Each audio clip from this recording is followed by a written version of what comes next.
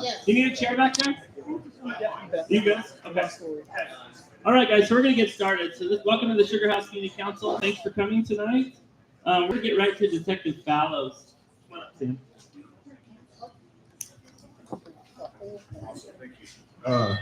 This microphone never works. Sorry, let me pull up.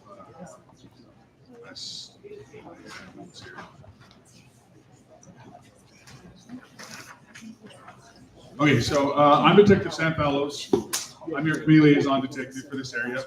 Obviously, there's been some pretty big things that have happened in the neighborhood over the last month and a half or so. So I'm going to go over those as much as I can, give out as much information as I can. I'll take any questions about it. And so if you have questions, please. If you have questions, that works. Please, just we'll take them at the end when I'm done with the presentation. So sorry, I have to pull my laptop.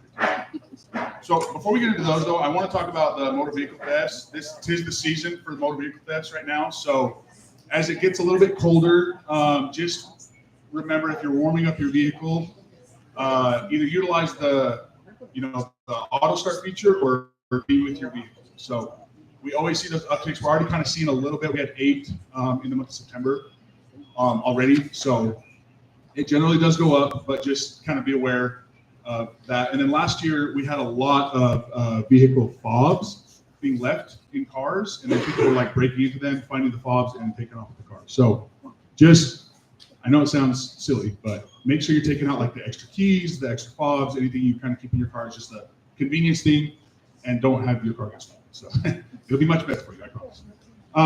So with that, we're going to talk about the 2 recent homicides we had out here. So I'll share what I can share. We'll talk about the 909 East 2100 South first. That was on September 10th. It was an 18-year-old victim. It appeared to be a fight between 2 individuals. The suspect information is, I believe, is still outstanding right now, unless it's been released that I'm not aware of. But they do believe it to be kind of an isolated incident where it's not something where. I realize we're talking about 2, but generally we don't see these kinds of things out in Sugar House very often, like super violent crime like this. So I think it's fair to say it's isolated. There's nothing that we see that we're like, hey, as a resident, you need to be super worried about walking around outside because you might get shot. It's not anything like that. So that's pretty much the details I can release on that. Does anybody have any questions that I can try and answer if I'm able to about that before we go on to the next one? Nothing? Okay. So then the next one is the most recent one that we just had last week. This was October 20th or maybe the week before. This was at Fairmount Park. It happened, around 2 o'clock in the morning. With this one, it's a unique situation. The shooter remained on scene, was cooperating with us. There were no arrests made. So I don't know all the exact details of this, but if we just kind of use our deductive powers, the police will make an arrest on a homicide when there's a murder, right? So if we don't make an arrest right away, then it's likely it's some kind of either self-defense or something like that. I don't know exactly. So I don't, no one's giving me any information to release or anything like that. But if we just use our deduction here, we can kind of see it's most likely what it was. So again, more of an isolated incident, not something where there's like a killer running around Sugar House, like trying to, hurt people, things like that. So concerning, absolutely. Fairmount Park has been frustrating for all of us, I think, and it's not for a lack of like trying. So I've worked with Sarah quite a bit and Councilwoman Young, and we try to clean the park at least once a week with the HART team, with the Advanced Services team, and with the city teams and with the police department. Sometimes it doesn't feel like it because there are times when we will clean up, and as we're leaving, they will start sending back up tents and things like that. So it's just a unique issue that we're working on, trying to figure out some unique solutions. With the cold months here now, a lot of overflow beds are open already, and several more are opening. By the end of this month, there should be about 600 beds or so that are completely open by that time. And so we are definitely trying to push people on the street like, hey, go get a bed. We want you to get out of the cold. We want you to like get into a safer place, things like that. So those are things that, as the police department, as the city, that we're pushing very hard on all different angles. Whether it be, hey, you need to go get a bed, or you're going to start receiving citations, or you're going to start, we're going to have to abate the area, things like that. So, but just know, like, Fairmont is definitely on my radar, as is Councilwoman Young's. Like, we talked about it, and we're brainstorming. It's just a very unique issue. So, any questions on Fairmont Park?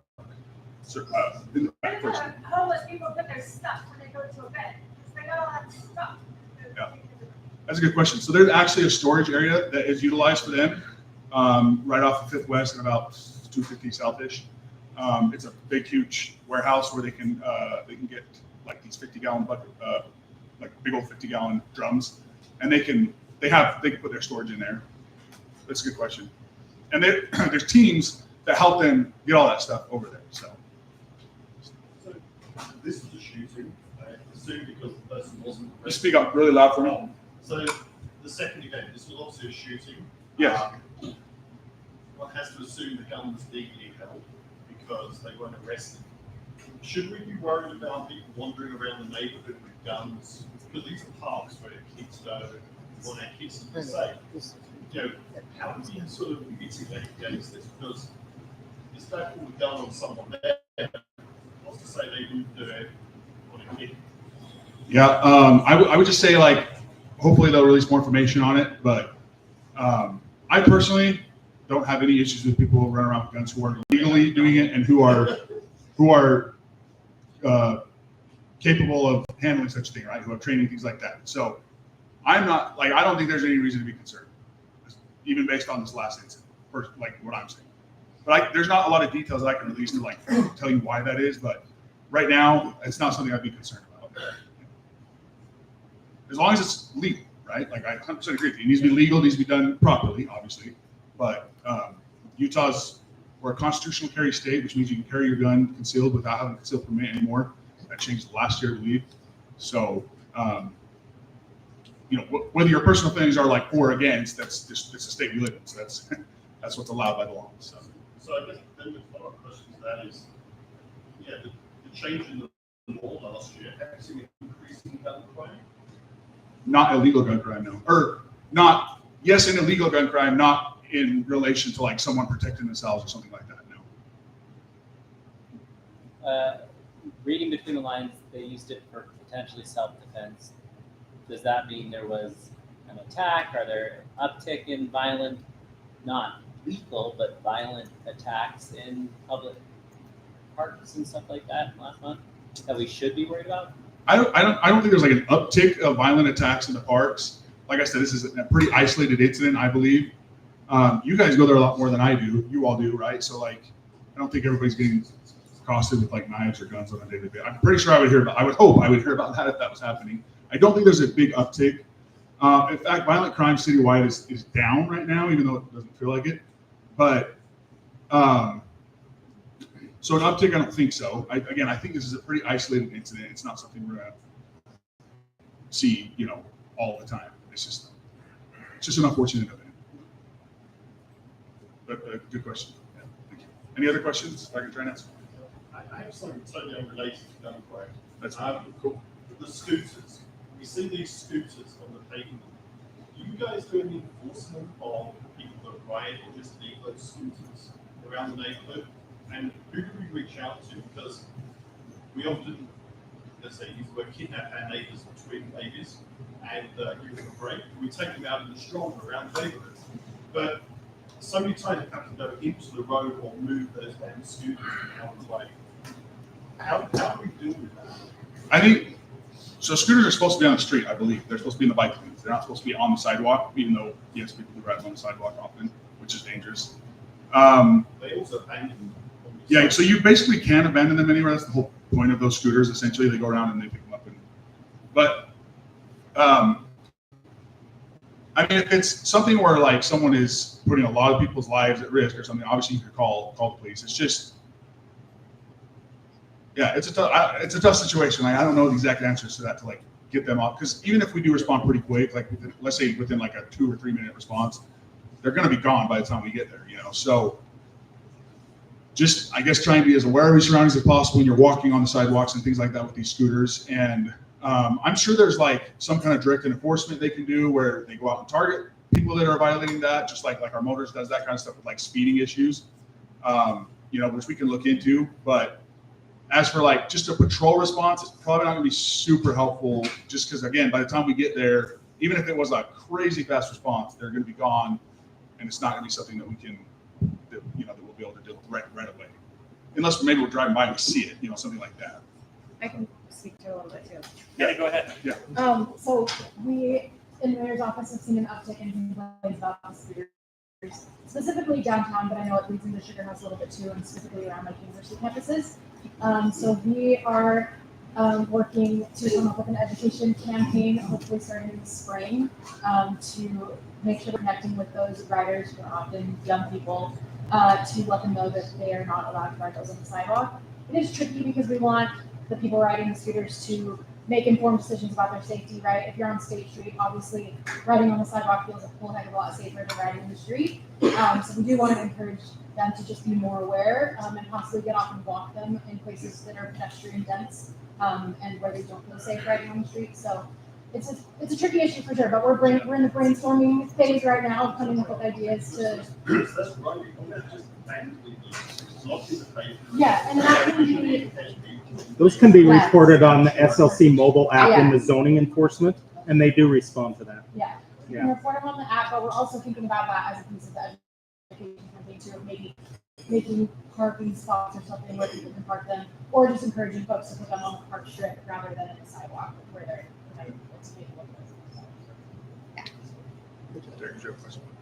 Just a comment. Oh, okay. SLC mobile app, it works great. Perfect. Thank you. All right. Okay, well, thank you all. He's going to put my contact info up on like he always does, so feel free to reach out to me anytime if you have a question or you have something that we can try and help with. All right. Thank you. All right, next we're going to hear from continuing our tradition of having candidates come. So we have Senator Kathleen Beebe.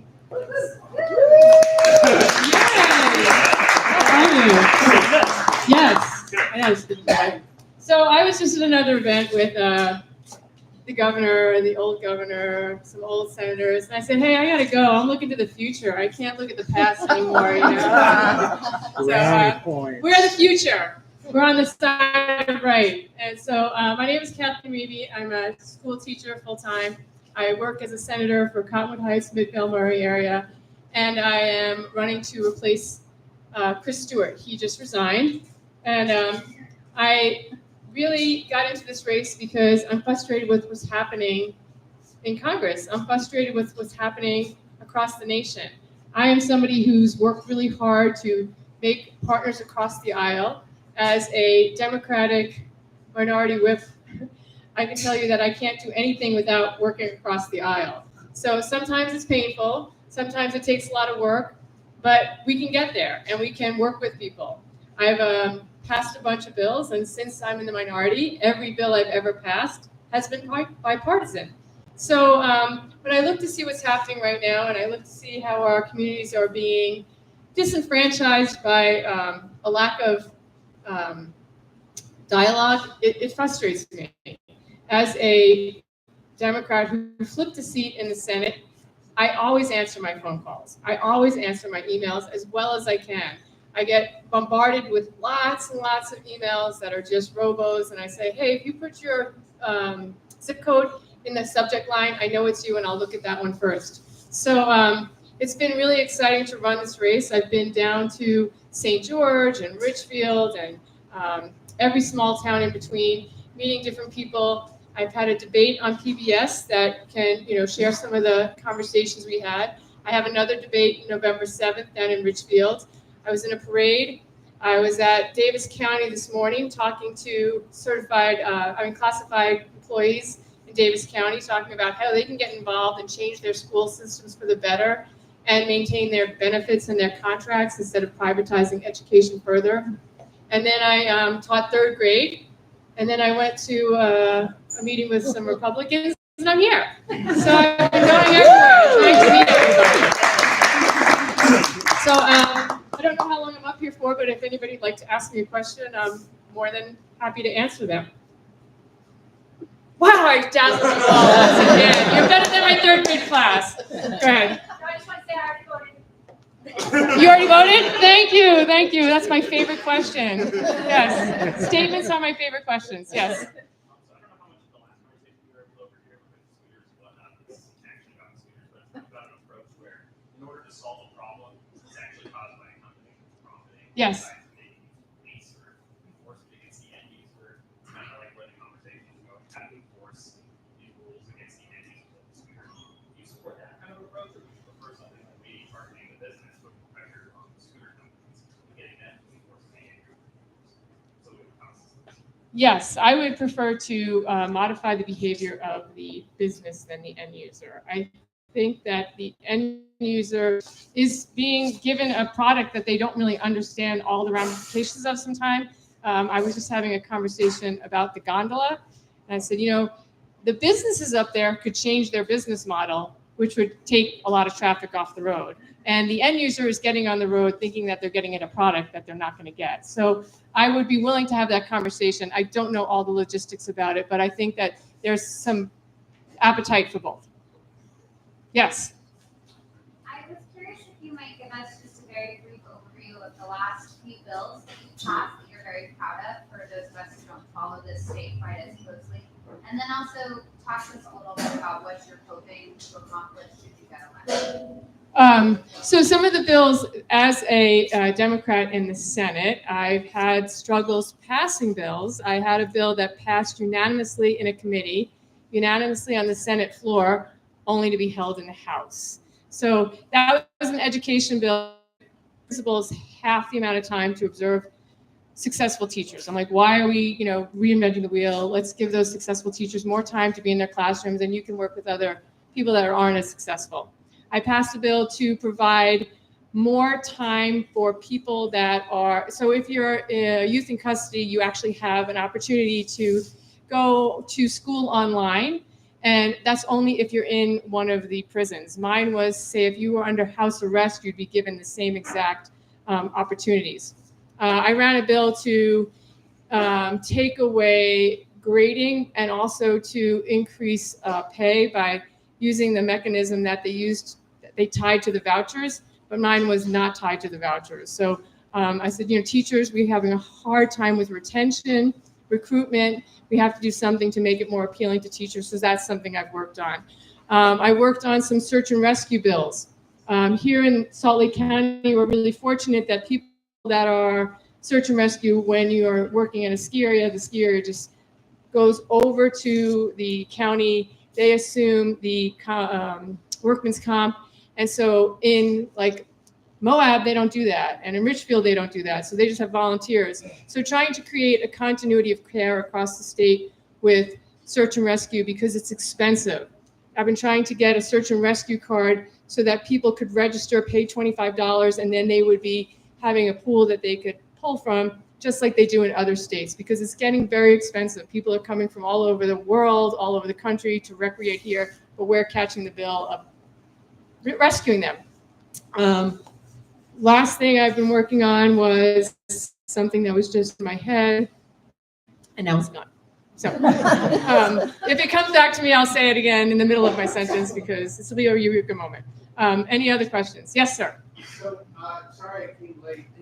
What is your idea? Your recess is gone. Just kidding. What's your idea about the homeless crisis in our state and in America? Yeah, I think that what's happening here in Salt Lake City is kind of Likely about 7,000 homeless people. Yeah.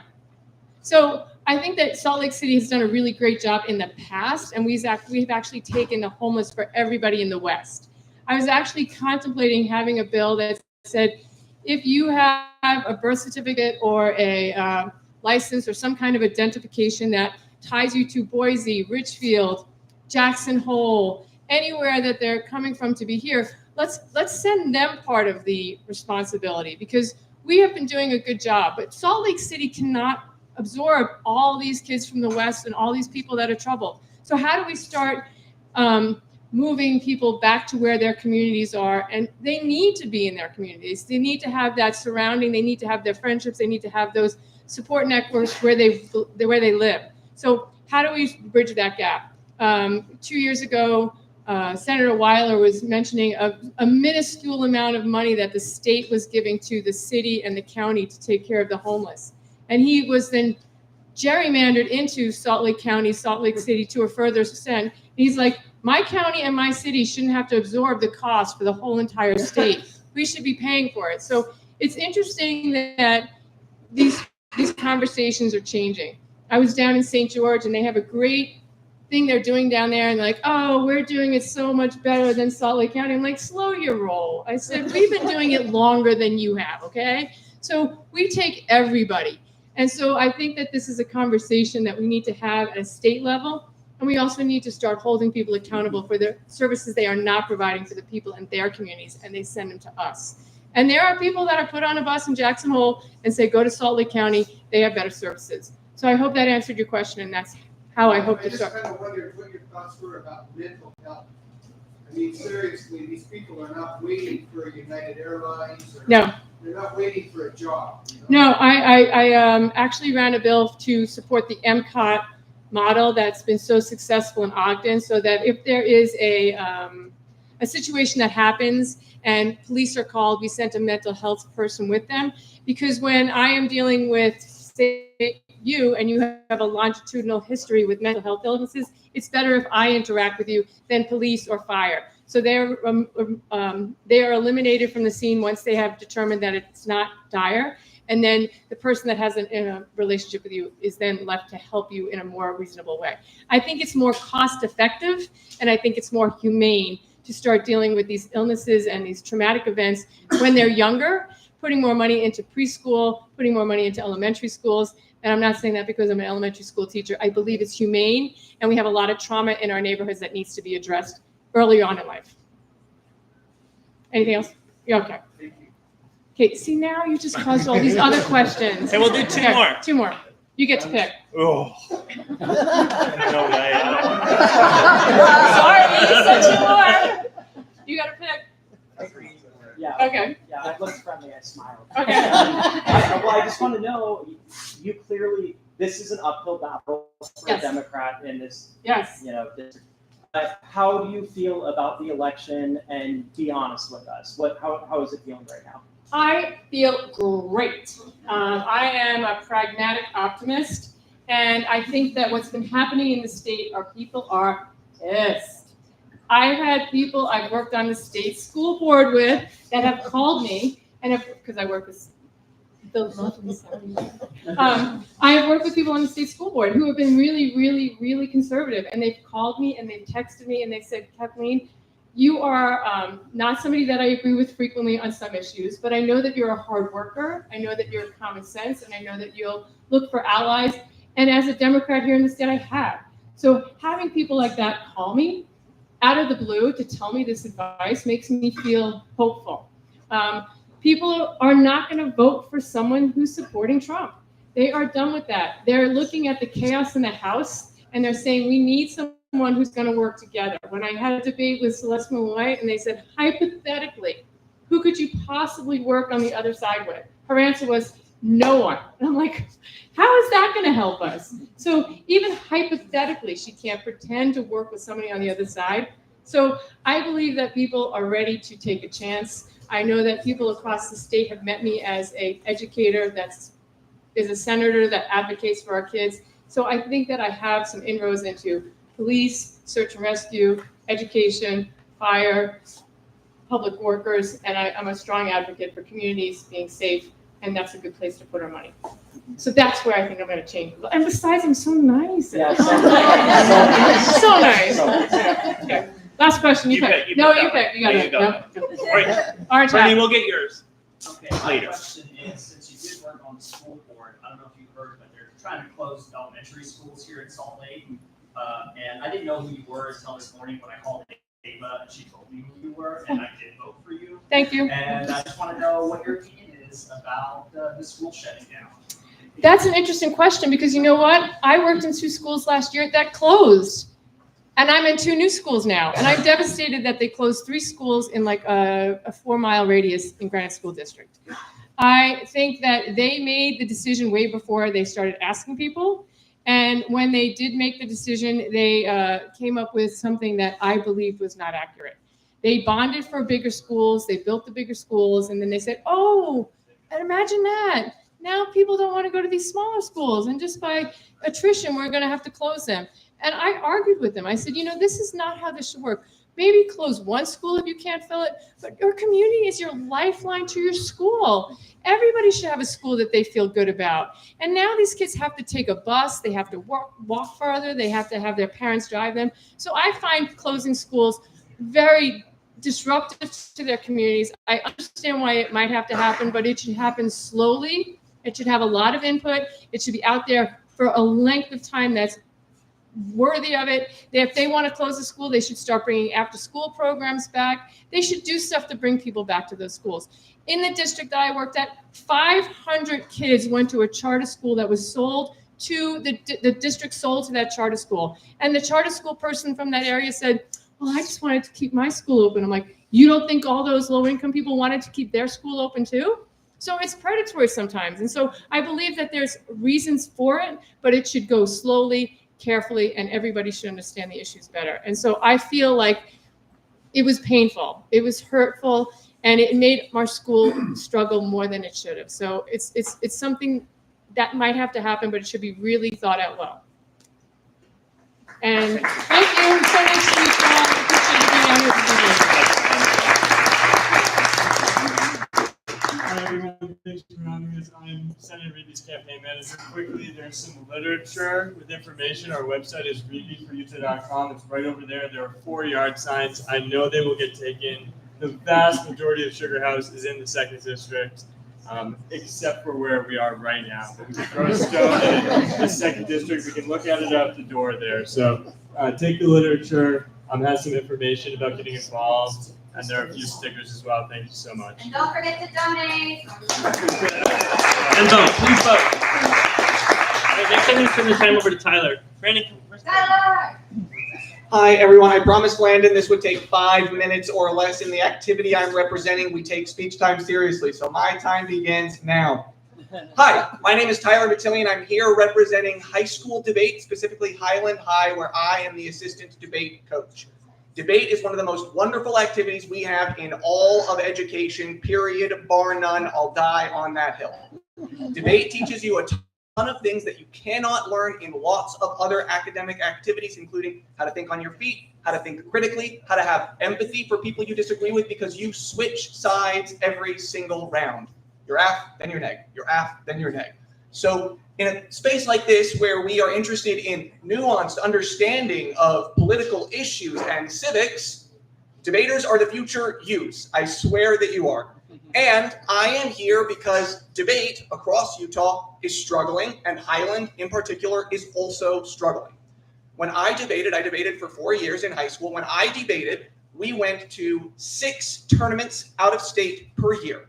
Those tournaments are on college campuses. We are competing against other national champion level competitors, learning a lot, being autonomous, exploring college campuses on your own with your high school buddies, and competing at the highest level. It was awesome. The golden days, however, are over. There's lots of reasons for that. I'll go over here and talk to you about them. I can't tell you all of them now, but there are 2 things that you can do to help us improve the situation for high school debate. The first is, I hope many of you are excited about this idea, you can judge tournaments, okay? Every single debate tournament in the state is short judges every single weekend, okay? If you can commit to 1 weekend between now and May, the debate season is very, very long, between now and May, it'll be half of your Friday, it'll be all of your Saturday, sorry, is what it is. But you will get to watch some of the most intelligent, eloquent, well-spoken, wonderful little adults that you've ever seen talk to you about really important issues. The policy debate topic this year is resolved. The United States federal government should substantially increase fiscal redistribution in one of the 3 following policy formats: Social Security, a federal jobs guarantee, or a basic income. Boom. That is big picture stuff. I'm not going to draw Social Security, so I'm kind of for the app, but that's neither here nor there. So what I would like to ask you to do is I'm going to go sit over there with my laptop. I will take your email address. If you think that one weekend before May, you can spend that time judging high school debate, I will send you a list of all the tournaments that Highland High is going to. You can pick one, email me back, and we'll do the rest of the logistics from there. With your permission, I will also email you the week of every tournament and remind you, hi, we have a tournament this weekend. Would you like to judge? Hi, we have a tournament this weekend. Would you like to judge? Hi, we have a tournament this weekend. Would you please judge? Okay. That's thing one. Thing two, you're probably not going to be surprised. We could use more money. Public education. Debate is a tiny little corner of the Utah High School Athletics Association, which is a tiny little corner of the Utah, Salt Lake School District. We don't get that much money. Going to out-of-state tournaments costs a lot of money and more these days. Transportation costs are pretty expensive. Housing students is pretty expensive. There's new policy. We cannot house as many students to a room anymore. For safety reasons, it's good, but it makes things more expensive. So if you cannot donate your time, or if you can donate both your time and your money, I'll take that too. If you can give a little bit of money, we are raising funds through Landon's nonprofit organization, the Highland Rams Foundation, Go Rams. You can make a donation. Any amount helps. It will primarily go towards paying tournament fees, transportation fees, and lodging accommodations for the 2 trips that we're doing this year. One is in Moab this weekend.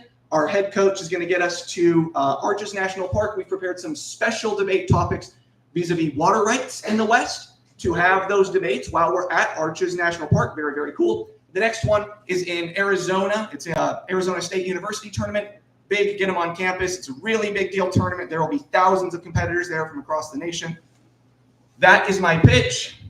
I will yield my 33 seconds back to Landon.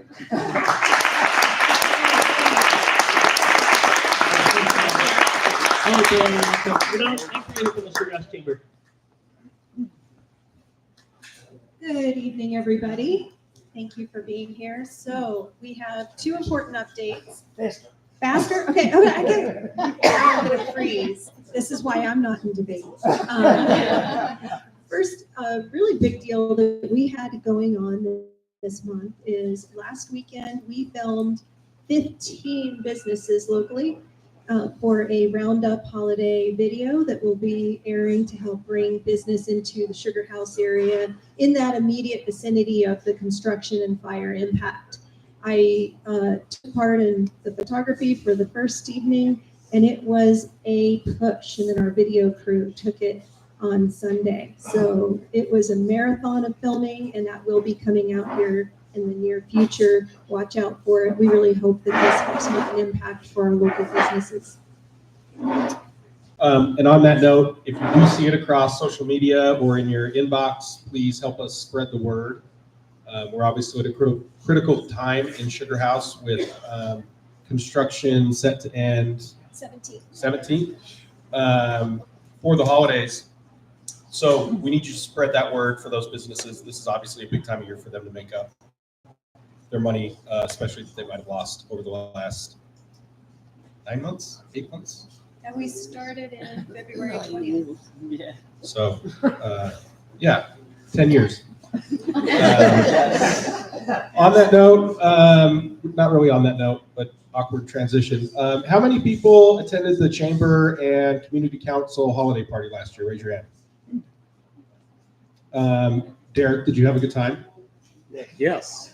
Anybody else? Did anybody have a bad time at the holiday party last year? Especially raise your hand because you won't be invited back.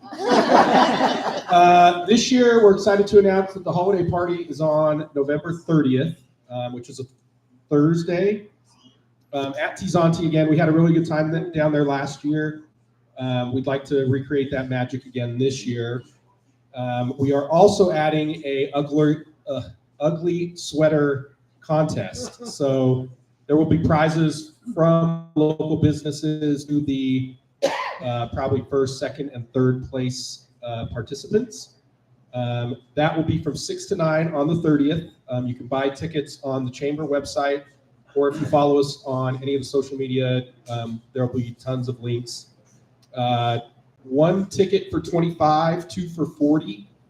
And so all of that money goes back to the chamber to help us continue to do things like what Erica was just talking about, which is produce a professional made video plug for the local businesses that have been impacted by the construction. So if you have questions about that, come up to one of us, or like I said, check out the website. A lot of you have our contact information as well, so don't hesitate to reach out. Construction is ending on the 17th. For the holiday season. They're taking a break. Yeah, it's like a 2-month break, Lynn. Lynn will talk about it a little bit. Yeah. About a month and a half. First of the year. So, any other questions? Awesome. Well, I can't wait to see each and every one of you there. It's going to be super full. So, yeah, can't wait. We might be sitting on laps, but. It'll be fun. Get out those ugly sweaters. Thank you. You guys really great. All right. So every year we have Mill Creek come in. They have a big grand opening coming up, so they're back. Francis, you ready? Yeah. Okay. You guys want to introduce yourselves? You're also here to see how a community council runs. So.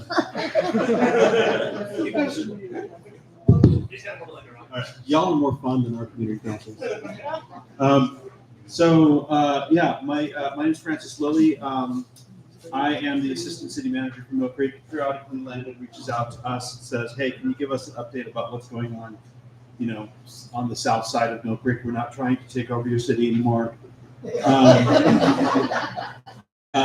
else? I'm a member of this community council. I actually live off of 9th East at about 30th South. So I'm one of your neighbors. It's nice to meet you in person. But I'm here with Robert May. He's our long-range planning manager, and we're just going to kind of talk about what's currently on the plate in Mill Creek and what we're doing. Some of it is actual buildings that we're involved in. Some of it is more master plan. So, Robert, you want to start? Yeah, sure. Hello again, Robert May from Mill Creek. I'm the long range planning manager. I put this PowerPoint. Can you guys hear me? Put this PowerPoint together. If it's like our community councils, time is of the essence. In fact, some of our community councils, we have buzzers. So after 3 minutes, you get this clock goes off. You have this buzzer. You have to stop talking and that. So, but I want to make it fast. So, are you running the show? Yep. Just nod your head. Okay. Let's start here. And I'll be going back and forth really quick. But in a nutshell, these are just this is what's on our plate. This is kind of what we're currently doing. There's all our fingers are out everywhere. We're dealing with all kinds of different projects, current and long range. But I wanted to pick, just a quick summary. Here's what we're dealing with. That you guys could probably relate to. First off is the station area plans. House Bill 462, right? Required that every municipality that has a station track station platform, right? Or within a half mile of that has to adopt these station area plans. So currently in Mill Creek, we don't have a platform, but we are within a half mile of the Murray North and the Meadowbrook. So we're working on station area plans currently with Murray right now. That should be done probably by the end of the year. And then right after that, we're jumping in with South Salt Lake to work on the Meadowbrook station area plan. You want to take this one? Sure. So one of the projects that I'm sure you're all aware of is all the annoying construction that's happening south of Yanni's Creek Express, and that's our fault. We're working on we're facing the same kind of development pressure that Sugar House is facing. It's the developers think of this as kind of one unified market, and the way that Mill Creek responded to it was by doing the best it could to organize all the development around a signature public space. We don't have Sugar House Park. If we had Sugar House Park, we'd be way cooler than we are. But we do have a great public space that's starting. That's recently built. It's called Mill Creek Common. Ice skating starts on November 16th. Roller skating has been a tremendously successful experience for Mill Creek. We have events there almost every weekend. There's a great little harvest festival that'll be on Friday, Thursday night food trucks. This place is really kind of added a whole lot of life to this area of the community that didn't exist. These 10 projects are a variety of mixed-use office, multifamily projects that are in various stages of development right now, but all have at least cleared one hurdle through some sort of public approval process. And at build out, there'll be about 100,000 square feet of commercial, including several new restaurants. Of course, a bunch of new multifamily units, a new kind of small medical office building that will be number 11. We have a lot of interest in, and we're starting on phase 2 of Mill Creek Common, which is this area here. We just received a $2.5 million grant to get that rolling. So this is a close in on Mill Creek Common. City Hall, we'll get to this in a minute, but City Hall, which is just complete, is this building right here. We'll be doing a shared parking structure. This is the first City Hall in the state that's a true mixed-use building. So on the ground floor will be an indoor public market, a couple new restaurants, and the municipal functions begin on the second floor. We've actually also integrated with the Unified Police Department as well. And it shares space with a multifamily building, another series of retail spaces that will be that are under construction now, and a shared parking structure for almost 400 vehicles. So this is a big and exciting project. There's phase 1 in Mill Creek Common right now, and then the next slide is detail of phase 2. Our community, and I'm speaking not only of Mill Creek, but I think everybody here kind of loves kind of an outdoor recreation vibe. And so we have on City Hall one of the largest, tallest regulation outdoor climbing walls in the country that will be active probably in the spring. We have roller skating and ice skating, which has been hugely successful. And believe it or not, we're actually resurrecting mini golf as a concept on phase 2. See, people are actually kind of excited about this. So phase 2 will incorporate kind of a mini golf pathway that's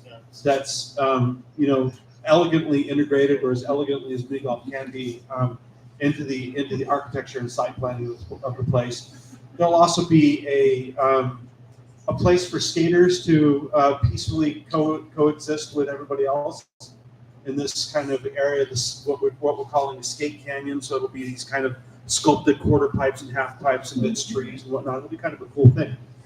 And then a small kind of outdoor performance venue and a shade structure that is all fronted by restaurants and commercial. We're pretty excited about it. Next. Want to do this one? Yeah.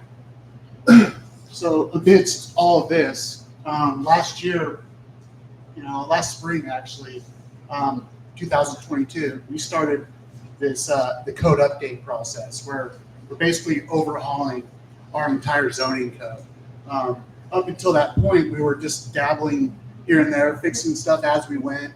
But when we incorporated, we inherited, the county code.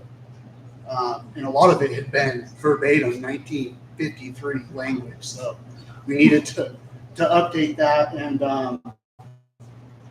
that's been a huge undertaking. So really, I just put some bullet points here. We wanted to first and foremost, just remove unnecessary, codes that were just outdated, grammatical errors and typos. Our subdivision code was super outdated. It referenced. I don't even know that it fully followed state code. So we needed to make sure that it was following the latest state statutes. Landscaping ordinance. We did a new off-street parking ordinance. You just keep going, please. We adopted a new village center special district zone, and part of House Bill 462 required to do, not just station area plans, but you had to update your general plan to include moderate income housing incentives. And what we had done is we had adopted 9, we only had to adopt, I think 5, but we adopted 9 incentives into our general plan. And a big part of that was, during our zoning code update, we were going to reduce, off-street parking regulations, try to, increase density for moderate income housing developments, and a host of incentives that we can get in there to attract affordable housing into Mill Creek. And so far we've been doing pretty good. I think by the end of the year we'll have adopted, probably 8 of the 9 of the incentives. Another cool thing that we're doing, just recently, we were awarded a grant from Wasatch Front Regional Council, nearly $300,000 to adopt a sidewalk trails master plan, which has been super exciting. This is something where we'll take our sidewalks, an inventory of them, and work with our community councils and try to find out, prioritize which sidewalks need to be there, which ones, aren't near as a priority. And the reason why I say that is because Mill Creek, kind of like Sugar House too, is already built out, and sidewalks just don't make sense in all the areas. Maybe it lends itself better to one side versus the other, but and then we wanted to have a trail network. We wanted to start putting into place now, something where 100 years from now, we're still implementing these trails. Part of Mill Creek is connected by nature, right? And Mill Creek, the name of our city, we really wanted to put, try to implement a trail that follows the creek that goes down.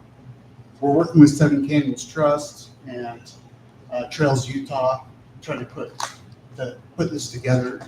We'll kick that off here middle of November. A couple things to add. Recently Mill Creek worked with the Trails Utah to complete a section of the Bonneville Shoreline Trail across Granger Peak, which hopefully many of you will have a chance to enjoy. It's awesome. Thank you. Yeah. Also, you're welcome. One of our goals is to maybe use this Trails Master Plan to extend and connect to the McClellan Trail, right? And make that a more regional facility that goes toward Holiday. We think there's great potential there. Right. Perfect. Thanks. Yeah, we wanted to continue that McClellan Trail, which follows that canal, and it ends right just north of our common, Mill Creek Common, which will follow all the way, and we'll try to connect and work with Holiday to connect all that. And we're working right now with Seven Canyons Trust in Murray on a network of trails in west of Mill Creek as well. But once we get moving, we'll come back and try to give you guys an update and hopefully maybe get some feedback from you guys too. Yeah, sure. This is good. So one big kind of change that'll be at least regionally noticeable is there's that piece of property between Wasatch Boulevard and I-215 across the street from the Olympus Shopping Center. The Porsche dealership in Salt Lake City will be moving to Mill Creek. Sorry, Salt Lake. They came to us. We didn't steal them from you. What they needed was a little bit more space to fit their Gen 5 building, and there was just not enough room on 10th South. So we're incorporating this Porsche dealership on the south side where there's a lot of like freeway interchange action that'll happen in the future. Eventually that Cloverleaf at 39th South will be demolished and a new interchange will be built to the south. It's not kind of an ideal village center concept, but they are setting aside 4 acres ultimately to do some sort of village center at that location to kind of take advantage of mountain views and access to transit. And so we're pretty excited about that project. You can just look at that. That's kind of a phasing plan showing what's going to happen there. strip mall of City Hall. So one of my friends called our old City Hall the City Hall of Dollar, which is actually more accurate than you might know because it actually did used to be a dollar store. But yeah, we're moving. The grand opening of City Hall will be on November 16th. Y'all are invited, 4 to 8. It'll be a nice event for the community. Next.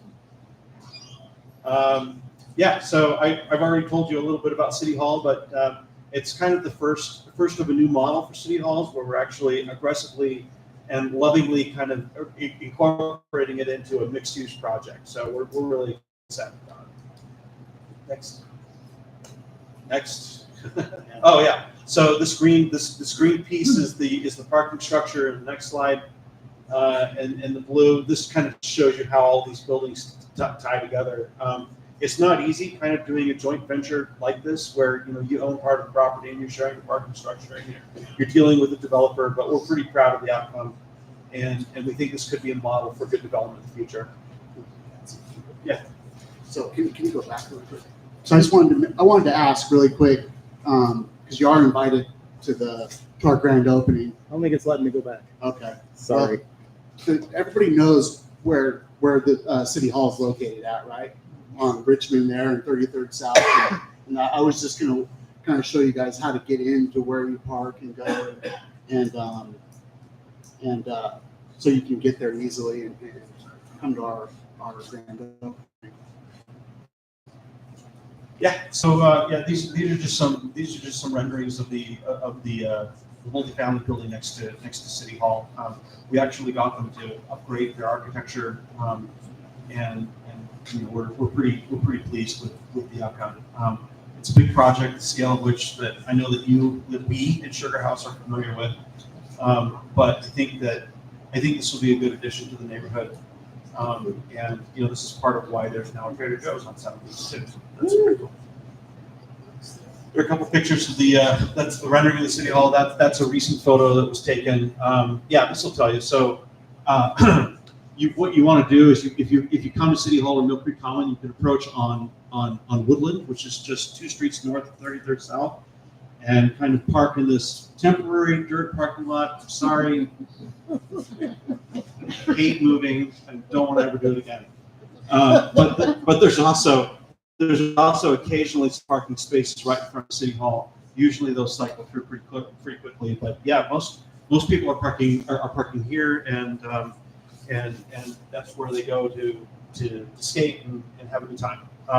Also, we've got a number of spaces that are publicly available to rent. So if you have a wedding or some sort of community event or a bar mitzvah, whatever you want to do, you can rent the space. We've got a couple of different spaces on the 6th floor of City Hall, as well as a small space above the ice skating office, and those are all publicly available to rent. So just go to our millcreek.us website and know that this is a community space for everybody. Okay, thank you.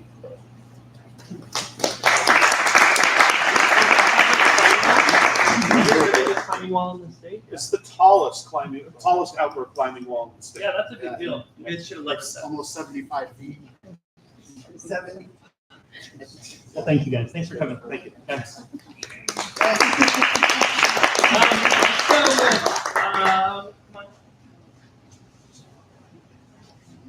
And then Benny, come on up too. Good luck. Thanks. My name's Jen Solomon. I'm here. London invited me to come and just introduce this project I'm working on. I have created a sustainability website, and so just I guess a little bit about me. My real job is a nurse, and I've been trying to find ways in my own life to be a little more green, a little more sustainable, and it can be really hard to find out, what should I do with this, and what kind of practice should I do in my house. And so I got kind of frustrated because it took forever, and I thought, I don't know that a lot of people are going to take this much time to research this stuff. And, there's obviously a lot of resources and websites out there, but there wasn't any that kind of fit my vision of what it should be. And so smartly, I thought, oh, how hard can it be to create a website? And so that's what I've been doing. I think that the biggest issues with people living sustainably is they just kind of don't know how or what to do. I saw a study that said, about 70% of people are interested in living more sustainably, but they just aren't really sure. And so I think education is a big part of it. And I think, like I said, convenience is another, just having it easy to find the answers. And so on my site, I've kind of just addressed a lot of different things. And then I've also just made part of it specific to Salt Lake, just to kind of help people find resources locally that can help you achieve that. So I just kind of wanted to talk a little bit about kind of the things you'll find on my site. I know you guys probably all know from way back when the reduce, reuse, recycle.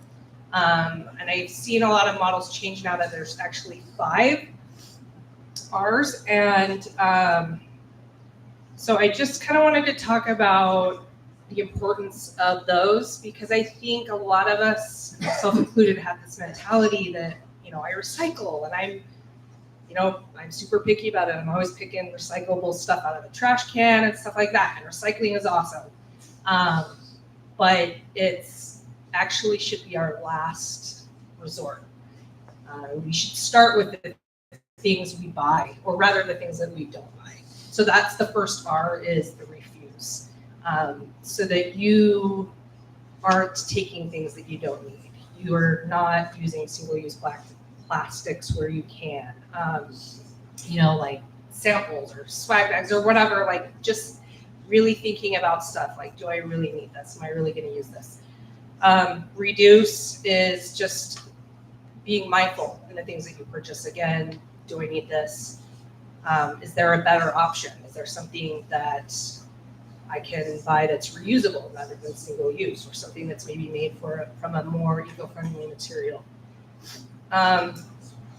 Reuse, I kind of struggle with this one a little bit, because I feel like a lot of the things I see out there are like, reuse this as a craft, and I'm not a crafter. And so I think finding practical reuses for things when you can. Donation is obviously a really big thing. Passing it along to somebody else. Recycling, again, and that's another thing, is that things aren't always recyclable, and not everything is recycled, even though we hope it is. The last R is rot, so like composting, basically. And going back, I should have said, I did, through the city, they actually offer a master recycler program.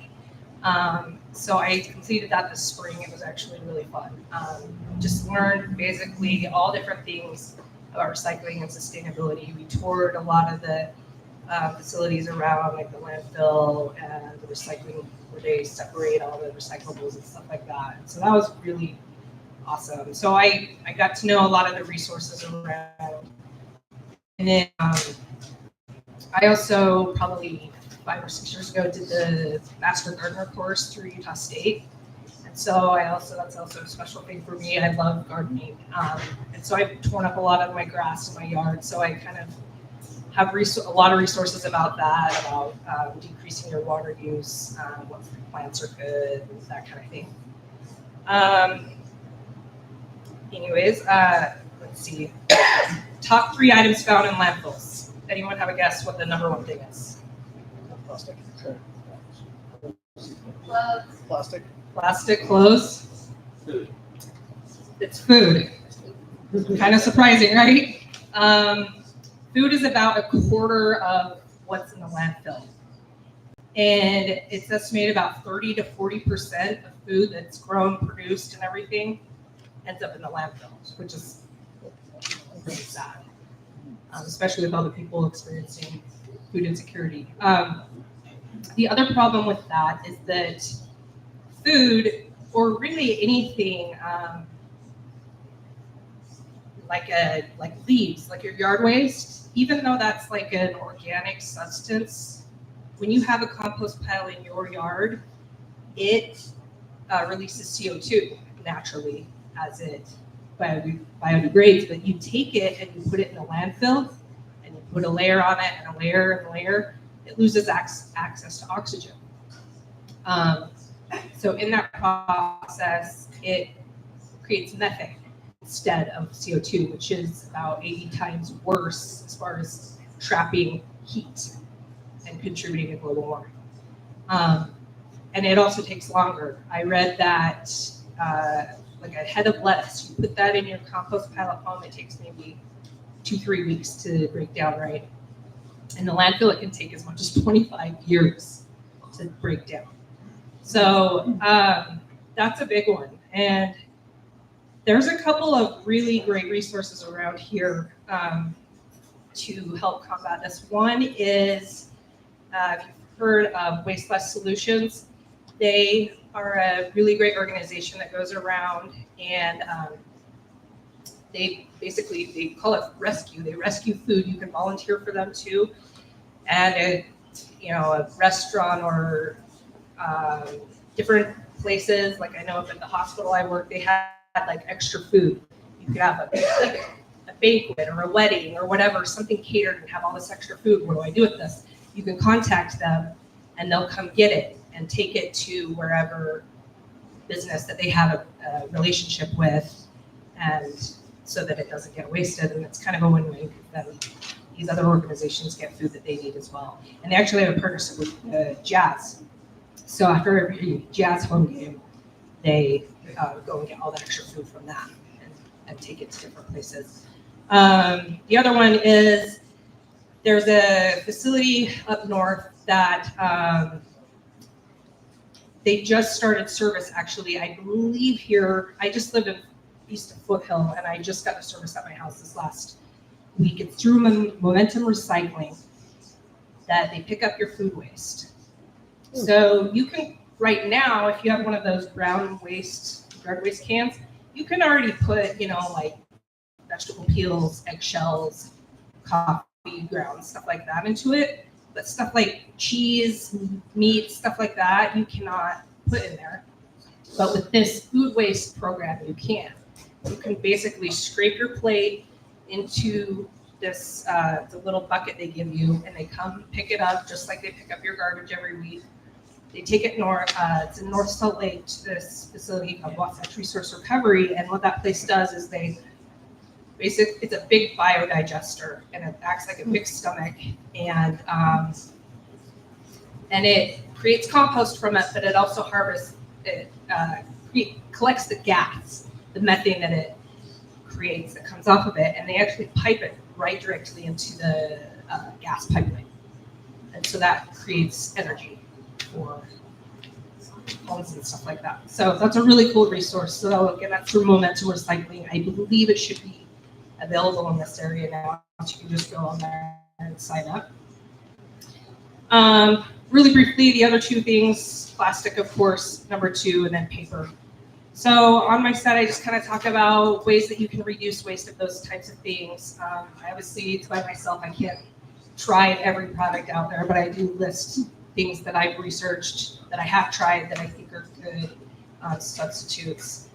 And I think just as we increase consumer demand for these things, that I think that companies will follow. They obviously have a big role to play in this too, but I think as consumers, we should do what is in our own power. And so just starting small, when you run out of whatever, a cleaner, go out and see if you can find something that's maybe a little bit better for your clothes or whatever. So anyway, so my website's called letsgogreen.com.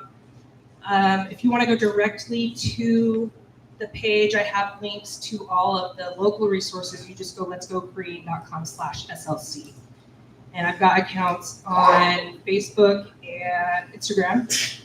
I have kind of a general account, and then I made an account just for Salt Lake. So it's Let's Go Green SLC on both of those platforms. I think just as a nurse, I love science, I love facts and data, and so I research everything that I put. I really want to put things out there that are accurate and not misinform people. And I have some pretty cool access to information through working at the hospital too, so I can have a lot of science articles and stuff like that. So anyway, that's about all I have on my site, or if you want to email me, you can just email info@letsgogreen.com if you have any questions or whatever. Yeah. Thank you. Hey everybody, I'm not sure, did all the trustees get ballots? Okay, looks like a lot of you did, but I missed a few people. I'm gonna pass ballots out to those of you who did not get one. And then I'm gonna collect them in like 20 minutes. I'll just be, if you don't mind, I'll stand over there if you'll just bring it to me. Raise your hand if you don't have one yet. Okay, thank you. All right, Laura, come on up. Hi everyone.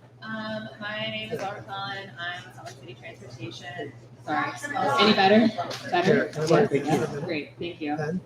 Laura McClellan, Salt Lake City Transportation. I'll throw it at you.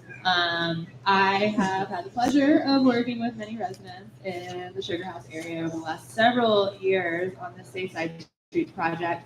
So I'm just here to give a quick construction update, your favorite word. Go next. Thanks. And I think Lynn is here to talk about the other construction projects going on probably next. So I am just speaking about these internal streets. I'm sorry, I did not realize how blurry this map was going to be on the screen.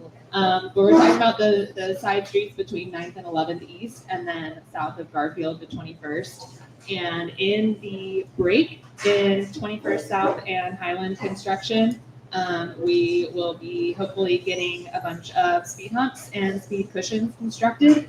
So this is 10th East, and here's Ramona.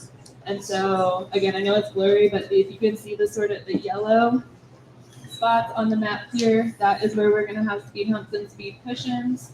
There's a traffic circle marked on this map that is not going to be constructed this season. That'll be next season. And then there's Ramona, or there's Hollywood. Perfect, thank you. More speed humps, more speed cushions.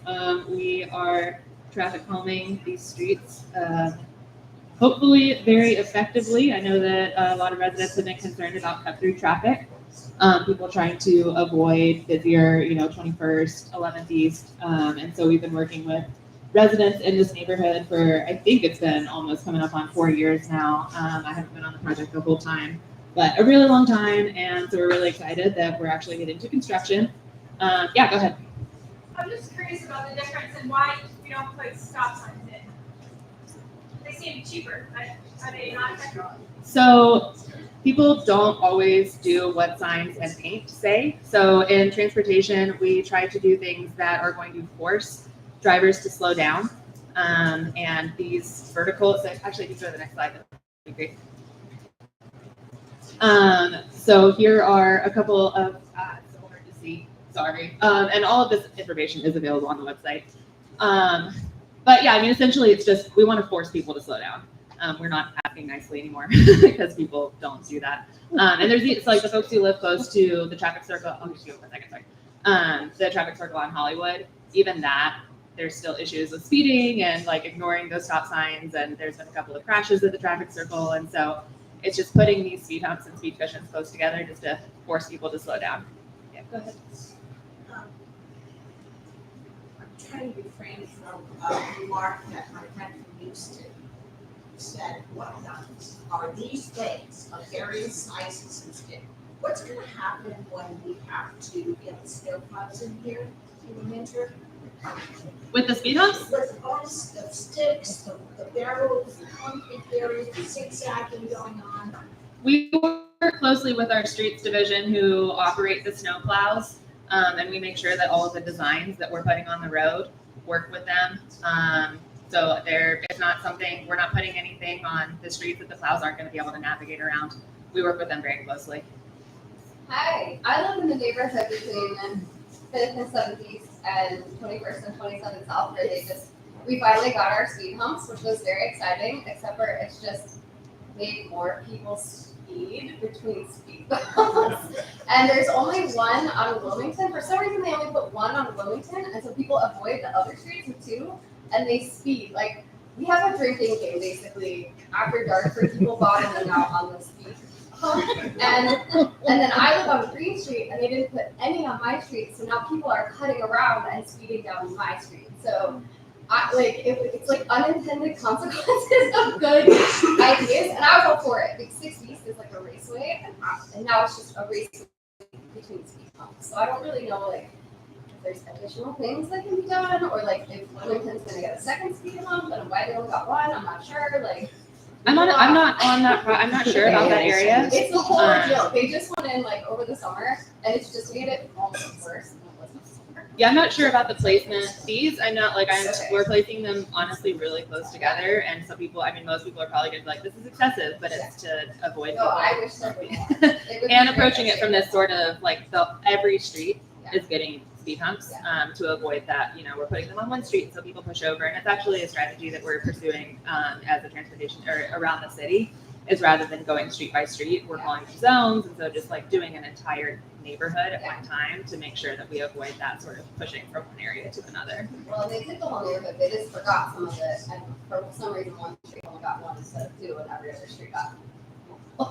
If you haven't said that comment to transportation yet, please do. Oh, I will, yes, Please absolutely. do, because getting it in writing will help us kind of go back and say, okay, do we need to do more? Yeah. And we'll I come think back and that look at it. She can probably attest to this meeting.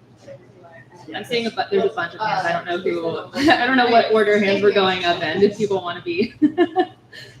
Yeah, so I live in the area there by that park on 8th East between 1300 South and 1700 South.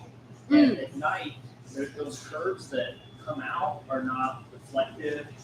It's not just snow plows. That is still an cars active with snow construction, covered. so like that one's not done. I will Okay. say there's signage going in, and there'll be Also some. bottlenecks, if there's a bike and another car coming in the way, people hesitate and people in Utah aren't the best drivers, in my opinion. That's why we're slowing them down. They're kind of like, don't know what to do, they hesitate, and it makes it not smooth, so I don't, I'm all for the roundabouts, but those things that treat out, plus it's not where the park is. So it's really cumbersome.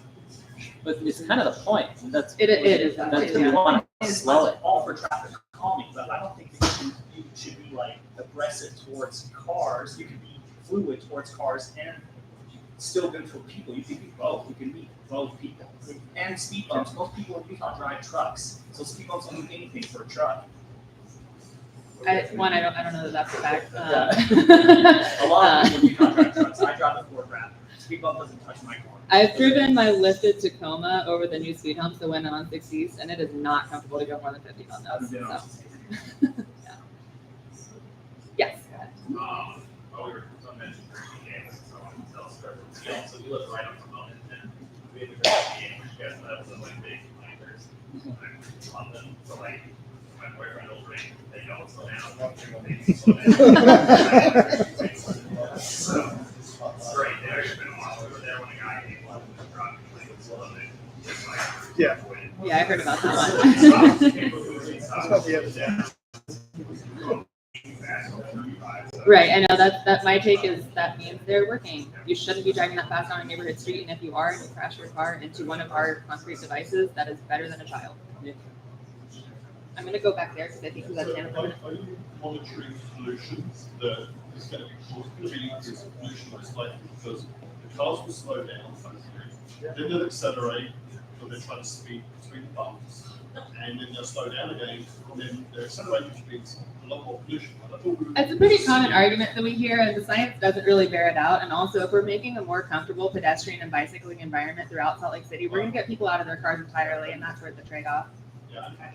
So just one thing, 25 years ago back in England, when I lived there, we did something similar in the neighborhood, and it wasn't long before they were removed because people found a way of accelerating the street and doing crazy stuff. So Same thing happens with it.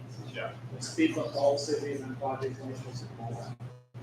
So And then I'll hang out over there if people want to talk more. I was just gonna ask, do you find that over time, people make amends to some of these changes in construction? Do patterns change? Oh, absolutely. Yeah, it usually takes 3 to 6 months. Is that Lynn's the more technical engineer? But yeah, I think usually about 3 to 6 months you'll see driver patterns change and behaviors stabilize. Sure, go ahead. One is that there is literally a traffic jam on 900 East. And that is a swimming event in and of itself, just because everybody is now that street. So we have traffic hours in the morning and traffic hours this evening, and we barely even get out of this. And, I forgot. Yep, we're a growing city. There's going to be traffic problems, and sometimes that works as traffic calming in and of itself. So, all right, thanks. I'm going to hang out back over there. All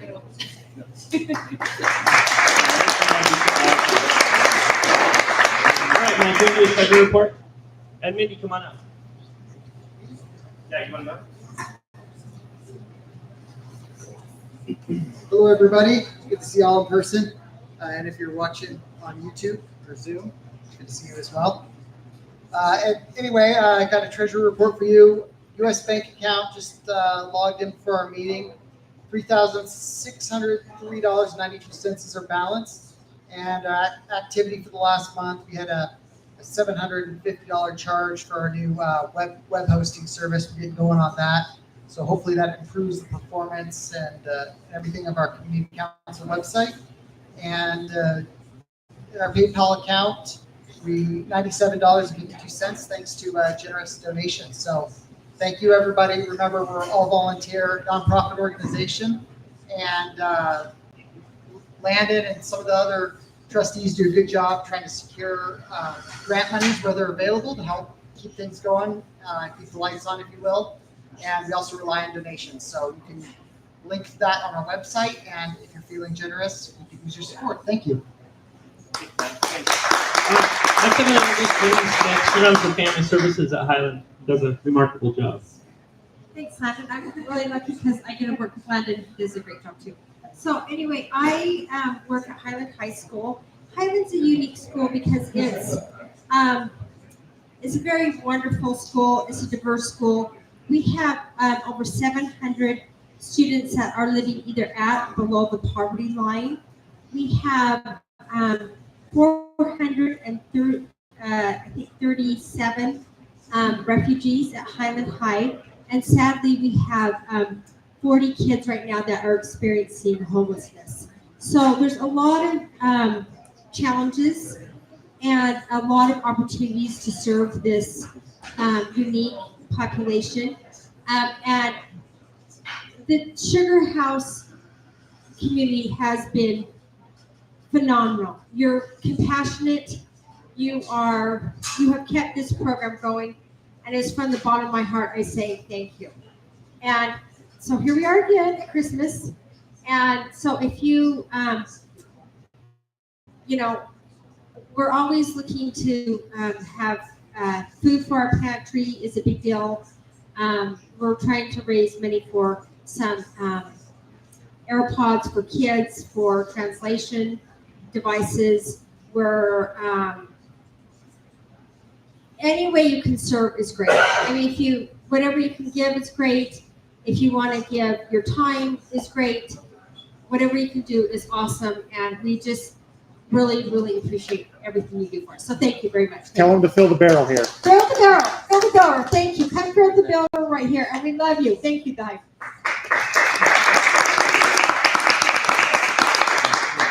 All right, Lynn, come on up. So Lynn Jacobs is here from Salt Lake City Transportation. So I've just got a construction update for us tonight. I'm going to go off my notes so I don't forget anything important. Highland Drive Phase 1, I know we've been dealing with that all summer long. We are getting ready to button up for the season. As was mentioned earlier in the meeting, we made a commitment to close our construction for the holiday shopping season. We are on schedule to keep that commitment, so that's going to happen. So the project from I-80 to 21st South, which includes all the work you're seeing in the intersection right now, is scheduled to complete mid-November. November 17th is the date we're targeting right now. Crews continue to work in that intersection until then, so you'll still see some impacts there for a couple more weeks. But after that, the intersection will be done and we'll be out of it. So that's exciting, and I'm excited to see that happen. Right now, they're in that northwest quadrant of the intersection by the Wells Fargo building. We're planning on paving that section this weekend. And then we're planning on shifting to the other corner in front of Sterling Furniture right after that and getting that work done in the next couple of weeks. So that's progress. I've been excited to see it all happening. True two-way traffic is going to be restored to Highland Drive at that time when we are out of that intersection. So you'll see us go back to two-way traffic for the shopping season. Unfortunately, next year we'll have to come back and start working north of 21st South, and that area is a lot tighter. So we'll have to go back to that one-way traffic when we get to that point. So yeah, phase 2 starts in early 2024. That's that area kind of in front of the post office, soup kitchen, that neck of the woods. You guys all know how narrow the road is in there, and we have a lot of work to do. So it's definitely gonna be hard. Go this season, go this shopping season, support these businesses. They are what makes Sugar House great. So please get out there, support them. Our 21st South Sewer Project that you've all seen happening up at 13th East, and all the work that goes in front of the Chick-fil-A and all that. You may notice that it looks like they're getting ready to pave. That's because they are. We're getting ready to kind of wrap up that area. Probably the end of this week. November 5th is about what they're targeting now. That may spill over a little bit. The ground conditions in that area were a lot worse than we expected. They're doing something called pipe bursting, where they pull a pipe underground. And we found that the ground is a lot more dense than anyone had anticipated. And so because of that, they were not able to get the stretch between Chick-fil-A and 11th East done this year. We still want them to get out of here so that we can get our shopping season back. They're going to get out of town, and they're going to start working up in this neck of the woods.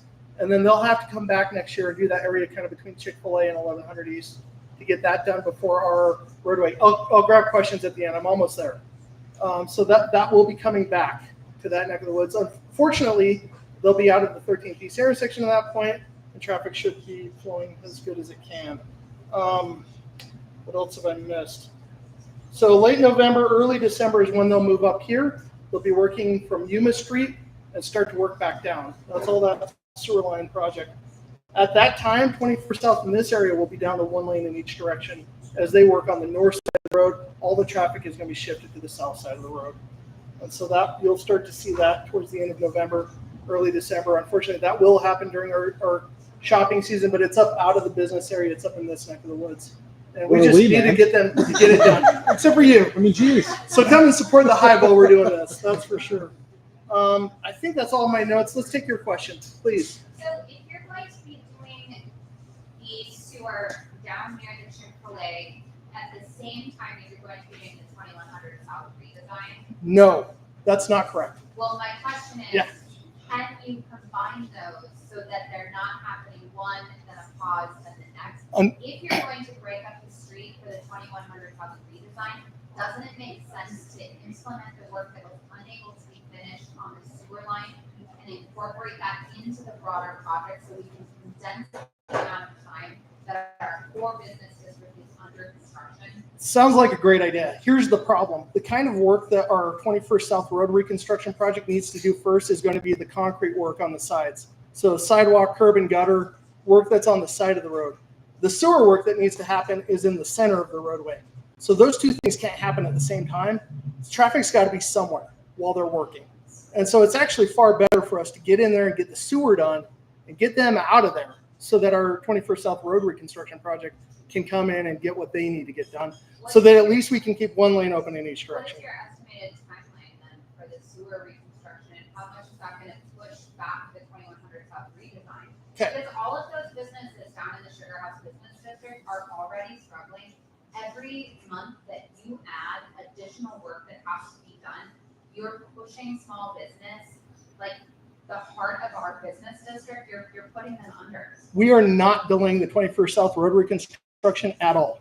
So what happens is That project, the 21st South rebuild, we're not ready to bid it yet. We don't have a contractor hired. That happens in January. That's the soonest that we can get the design complete and out for bid. So that means that that contractor that's going to be rebuilding 21st South probably won't even start moving dirt until April or even May. So we've got a short window in there where they're going to get down there and get that sewer line banged out and done. Still putting construction that's still preventing business, that's still causing people to change, as your lovely transportation lady said, 3 to 6 months to change habits. That Painful. means that people will not be coming to Sugar House. They'll change their habits. They'll go around that. We don't want to see that happen, obviously, but we still have to get the work done. Roads got to get rebuilt, and this is really the only way to go about doing it.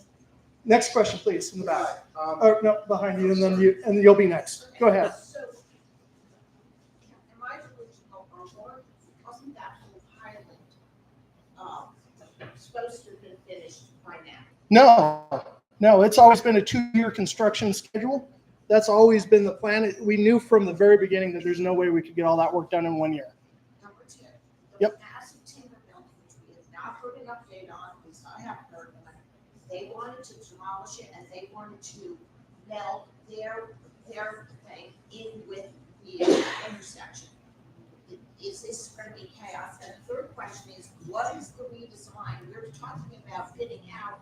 Clearly you have a design that you decided on. Yes, we have, and we've come to this meeting and presented that design several months ago. Several times we've been here presenting that design. The design that was presented is what's going out. In that short area, and the 2 lanes through the signals, as we presented in the past. That's all been decided a long time ago, or several months ago, and presented to you at that time. And as far as the timber building, that's private development, and the roadway projects, we've got to keep moving forward on that. Next question, sir. Yeah, so between 2100, so Highland, 2100 and basically the highway, you know, that's sort of like a free-for-all in regards to traffic. And so with the one-way going on now, with basically space on one side, you know, going south, it's been marked off. All the Uber Eats guys are using that as a parking area, and they're not really paying attention to any kind of, I mean, you know, parking on vacant, you know, like on dirt, whatever. They are also parking in front of the entrance to the garage that goes underneath the view apartment buildings. So the traffic there is completely out of control. Even people coming out of the between Kitty's and Whole Foods, people are coming and turning to go left north and going the wrong way often. People are sometimes parking diagonally, so it's like a total free for all. The people that do the Uber Eats and stuff, and they're constantly at those restaurants. So that's like a typical place. So people got in the habit of parking on the right side. When that becomes a 2-lane road, most likely people are going to continue to park even though they're blocking traffic. If they're blocking traffic, then that's a call to the police department to get them to move, right? But, yeah, that's great. Or a call to compliance to Nobody issue is citations. controlling that area. Yeah. Nobody is controlling that Well, right now it's a big construction zone, so it's a No. huge mess, right? What I'm saying is that you guys are not making it so like you guys are saying that's a police thing. Well, someone's got to see it, someone's got to report it. Right. Meanwhile, somebody comes. If we see it, we report they it. park- Yeah, you guys are not Right. there at 10 o'clock at night or 9 Sure. o'clock at night. Sure. People come and they block the entrance to the garage, and they just think we're going to be there for like, you know, a minute, and they're there for 10 minutes, and the parking, and there's a traffic jam, and honking, all kinds of stuff. So I did see a compliance guy walking around giving out tickets because Great. like the area across from, I saw him twice. But I think what I'm trying to say is that I think traffic, which is your name, traffic. Yeah, transportation. You guys have to be aware of what's going on. Like go down there, look what's going on at like dinner rush hour in front of Buffalo Hot Wings, and look what's going on, and figure out how to control it, because it's creating a really hectic kind of a very unsavory area downtown in the middle of Sugar House. Okay. We're gonna do one more question, then we got to move on because and I want to leave some time at the end that you guys can talk to people. Go ahead. I'm curious. I think that 900 South was rebuilt and then it went downhill very quickly, in part because the railroad ties were maintained underneath. Are there railroad ties on 11th, and are they coming out? We have found railroad ties through our Highland Drive reconstruction and 11th East reconstruction. And when we have found them, we remove them. And it's a pain and it costs a ton of money, but it's the right thing to do. And that's what we've been doing. Yeah. Just about every street I touch has railroad ties underneath it. And we always run into that issue. We've gotten to the point where we just build a contingency in the budget to try to take care of it when we find it. Okay. We want to leave some time. I'll be hanging around over there. Then we'll be okay. Hi everyone, I'm Hannah Barton from the Mayor's Office. I will try and be quick today. So a couple of exciting announcements I'm actually gonna hold. So some of you might remember the Green Loop that the mayor is very excited about. There was a pilot program over the summer on 2nd East, but she is really excited about getting some more trees, green space, usable, walkable space downtown. The proposed borders are 2nd East down to 5th West, and then 9th South over to North and South Temple, kind of zigzags over there. But tomorrow, if any of you are free, there's some very exciting open houses going on down at Plaza 349, which is one of the city's buildings, 349 South, 2nd East, from noon to 6:30 p.m. So if anyone's available, there is going to be 3 opportunities for walking tours to kind of learn more about what the Green Loop will look like. The mayor is going to be on one of those tours, but I'm not sure which one, so take your pick, and hopefully she'll be there. And then there will also be a 45-minute biking tour at 5:30 p.m., weather permitting, which I don't think it's supposed to rain tomorrow, so that'll be a chance for you to talk to the designers, learn more about the concepts for the Green Loop, ask questions, and kind of feel it out for yourself. There's also a survey open right now from November 1st, from today, November 1st, till the 30th, the end of the month. So if you have feedback, any ideas, now is the time to submit that. I have a bunch of these flyers over here on my little flyer stand right by the door. So not my flyer stand, the neighborhood's Hive's lovely counter that I put my flyers on sometimes.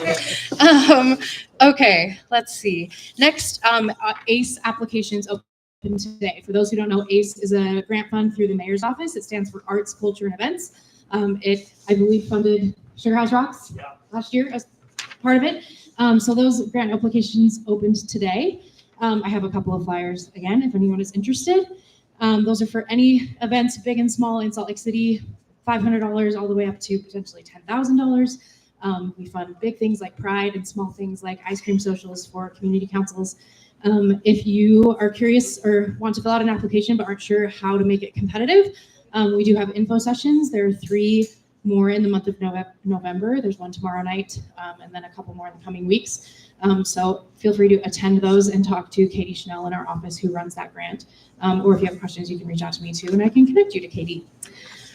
Let's see. A couple more quick things. Human Rights Day is on Saturday, December 10th, but we as a city are celebrating it on it's on December 10th. Not sure what day of the week that is. We are celebrating it on Saturday, December 2nd, down at the Gallivan Center from 11 a.m. to 2 p.m.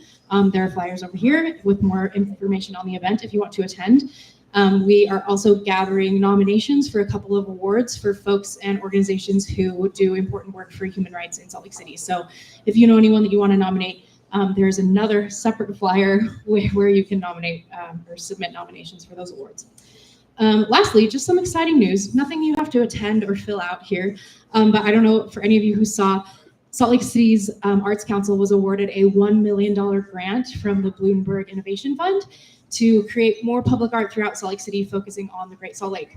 So it's very exciting because it talks about an important issue for our city, but also means we're going to be having more public art in our city. So more whales. Very exciting. Give us More another whales.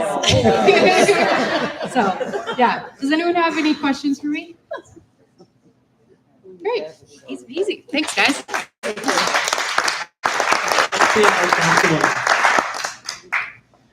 Okay, so I just have a couple of quick updates. City Council continues to discuss the affordable housing incentives. The Land Use Committee here did a really great job of sending forward concerns and questions, which is the phase we're in. So asking questions about what the plan is. The two key questions that they're working to address in our next session are specific to, number one, the design guidelines, which is a key component of what's allowable. But then the second component is also the enforcement side of things, which again was a big conversation within this community, how the city will go about enforcement and whether or not we have capacity or have planned for the additional capacity.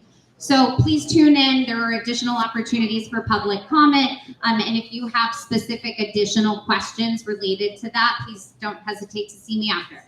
Finally, in my last minute, because I told Landon I'd be quick, I have three quick highlights for you related to some experiences our residents have had with the city that yielded positive outcomes. I appreciate we have concerns, but we also have room for celebration. So here you go. First and foremost, we have a new security police camera at Fairmont Park. We asked for two, we got one, so we're halfway there. That one is actually over by the skate park if you've been in that area. But that is our Salt Lake City Police Department responding to citizen concerns about additional safety needs in that area. So go check it out, you'll see one. And like I said, we're on the list for a second one when that resource becomes available. Number two, SLC Mobile was given a shout out. You can also call the office. So we had a resident who called the office, had a concern about trick-or-treaters tripping over a road that was under construction. Transportation and streets came down there within 12 hours to put up red or orange cones before the trick-or-treaters went out last night. So they are responding, whether it's SLC Mobile or making phone calls, we're seeing that response. Last but not least, and I'm gonna try and keep it together for this one. So I have been a part of 3 public safety responses to emergencies in the past week. One of them was my dad here in Salt Lake City in an auto pedestrian accident. He was the pedestrian. And I will tell you that we had fire department and paramedics getting him the help he needed within less than 20 minutes of when the accident occurred because other residents called it in. So not only am I grateful for the public servants, but I just share that with you that as a community, if we work together, that we see better outcomes in that space. He is thankfully out of surgery and resting, and so I feel very fortunate for the Salt Lake firefighters and police who responded to that particular incident. But most importantly, I am grateful for the citizens of Salt Lake who stopped their cars to get him out of the intersection at Guardsman and 500 South. So I share those with you as celebrations of what is also happening in our city. We can always improve. But thank you for being willing to be here and share that feedback tonight. And I hope you take those positive stories with you as hope for the future.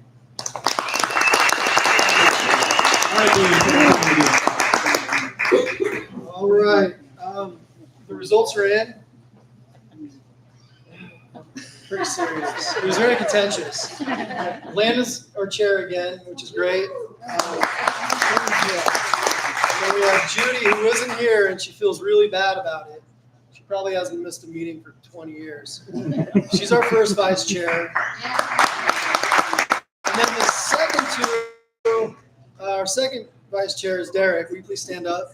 He does a ton, and he's doing a great job. In our third, please stand up.